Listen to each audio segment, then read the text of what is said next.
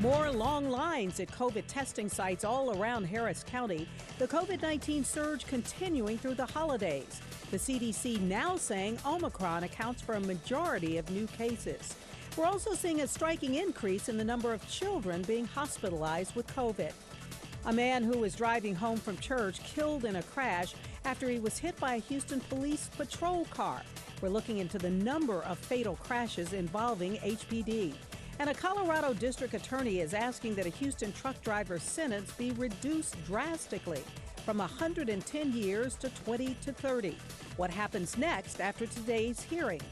And COVID sick calls still wreaking havoc on holiday travel plans as millions of Americans head home after Christmas. And we are continuing as well to follow that breaking news on the East Freeway and Magnolia. Good news to report here. The freeway just opened. You can see traffic once again flowing east and westbound. It was shut down for quite some time because police dealing with a standoff with a driver who was armed and refusing to get out of his truck in that area. We've just learned from deputies that he initially was stopped because of a possible open felony warrant investigation. All of this happening on the frontage road. Traffic, of course, was diverted for a time, but it is back open, which is good news. Elisa? That is excellent news. So stick to those main lanes on I-10. We are seeing some backups as everything has been diverted on Highway 90 and 225. But keep in mind, it will take some time for this to clear out and still close the westbound frontage at Bayou Drive. Let me give you that live look once again from our Houston TransStar cameras at Magnolia. You can see on the far side of your screen where the frontage road is still closed at this hour as things are still being taken care of there by sheriff's deputies. So again, the main lanes of the East Freeway now open, but you may want to use 610 or 90 as an alternate route. Those are congested as well, but still perhaps a little bit better in its condition than I-10 at the moment. All right, Elisa, thanks so much. And more breaking news here at 6 concerning the COVID-19 pandemic.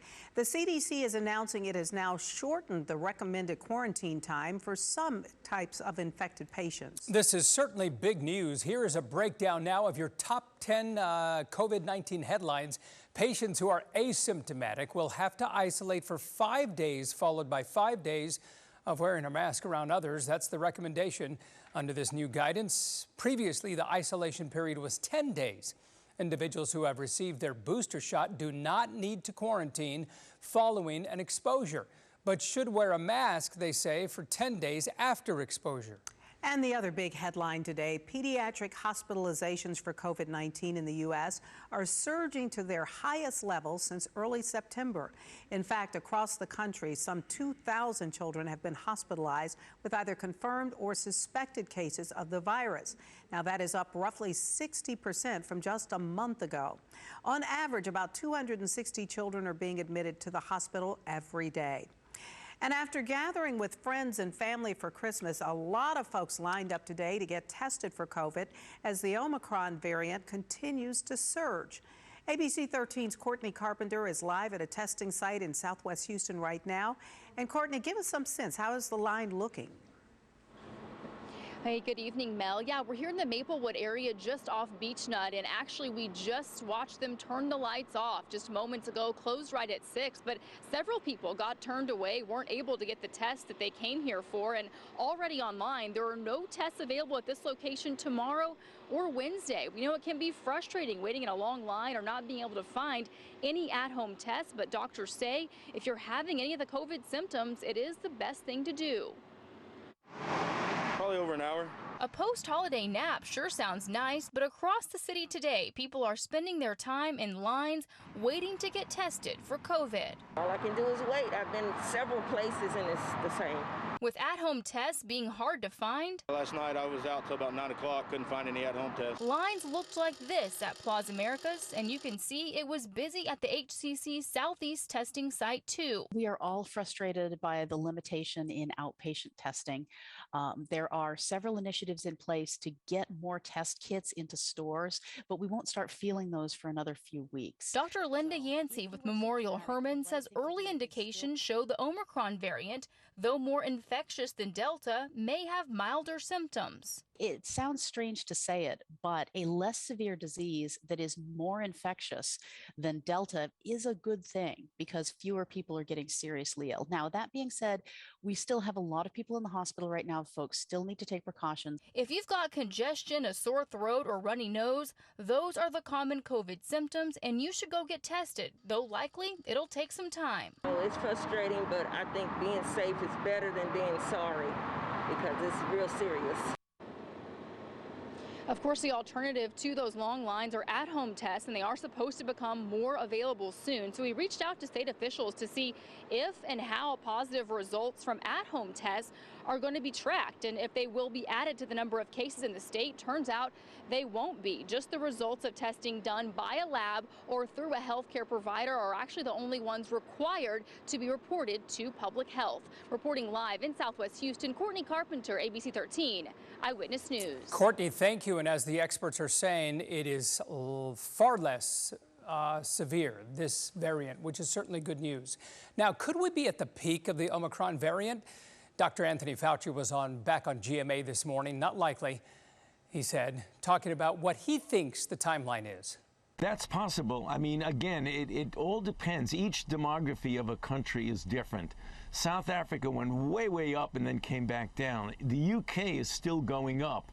Hopefully they'll turn around because we usually lag somewhat behind them temporally. And in other words, what happens there generally happens here a couple to 3 weeks later. Well, if you were with someone over the Christmas holiday that is now infected with COVID, you should probably hold off getting tested right away. After exposure, you should get tested about 5 to 7 days after the day of exposure. And the reason being is that that's about how much time it takes for the virus to increase in the body and turn a test positive. Now, what you do depends on your vaccination status. So if you're vaccinated, you don't need to quarantine, but you should probably be wearing a mask, especially during these times of high viral transmission. And if you're not vaccinated, your risk of infection is so much higher. So you should be quarantining and separating yourself away from the public for the full 14 days. Okay, we know that all tests are not created equal. So what's the difference? Well, according to infectious disease experts, 15-minute rapid tests are not as sensitive as the PCR tests you'll get at sites like the one you just saw, city and county sites. Now, that means it's possible for patients who are infected with COVID to get the wrong result on their test, a false positive. The rapid test does look for proteins from the coronavirus, while the PCR tests look for any genetic material from the virus. Also, PCR tests take a little longer. They're not the 15-minute kind because they have to be sent off to a lab. Well, we want to remind you that COVID testing is free in much of our area, but you should still call ahead to verify availability, insurance coverage, or make an appointment as necessary. You don't want to be like those folks we just saw who waited in line all that time and still got turned away. So you can go to ABC13.com to find these links that show testing sites all across our area. We also have some links to find the nearest place to you to get your COVID vaccine or your booster shot. You can go to ABC13.com to find those links that show all of that, and it will help you when you are on the search for a shot. Well, COVID-19 has claimed the life of another first responder, we are sad to report. Sergeant James DeMint with the Friendswood Police Department died this morning after losing his battle against COVID that has now claimed the lives of more than 5 million people around the world. Officials did not release whether or not that Friendswood officer had been vaccinated. A huge win tonight for the family of Vanessa Guillen and those in the military. President Biden has signed the $770 billion National Defense Authorization Act for the year 2022.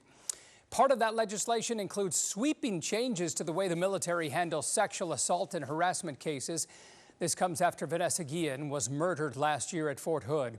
The landmark bill takes away the military's authority to prosecute sexual assault and harassment cases after accusations of ignoring complaints and sweeping them under the rug. They now have to be turned over to independent investigators.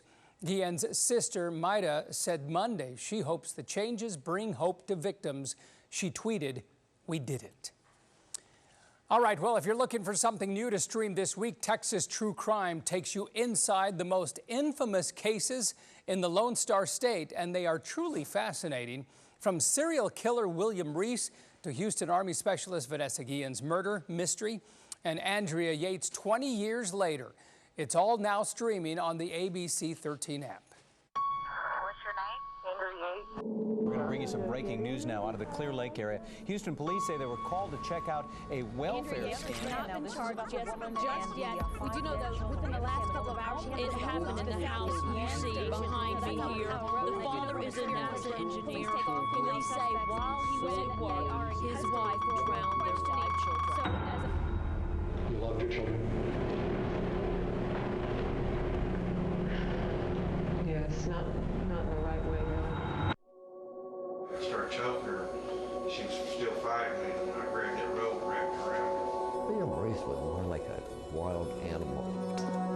State of Oklahoma versus William Reese. He knew that justice was coming. The time was up. There's an old saying in the law, justice delayed is justice denied. I sentence you to death.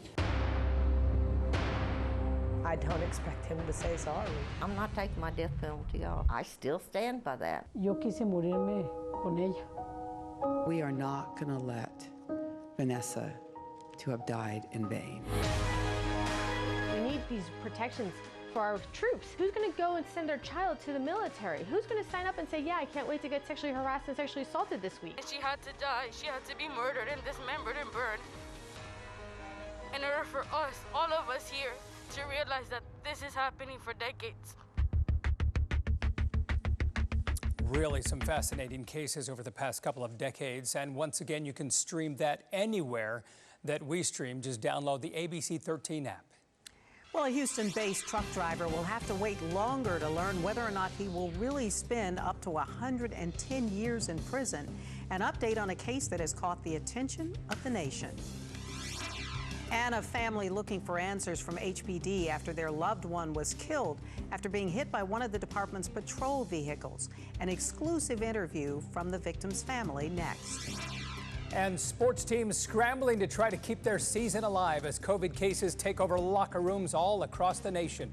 Our Adam Winkler will have an update coming up at 6:30. Travis? Art, record warm temperatures in the forecast for the rest of the year, even into New Year's Day. But there is a lot of cold air on the map building over Western Canada. A dramatic temperature drop on the way this weekend. I'll detail that powerful weather system coming up in your forecast.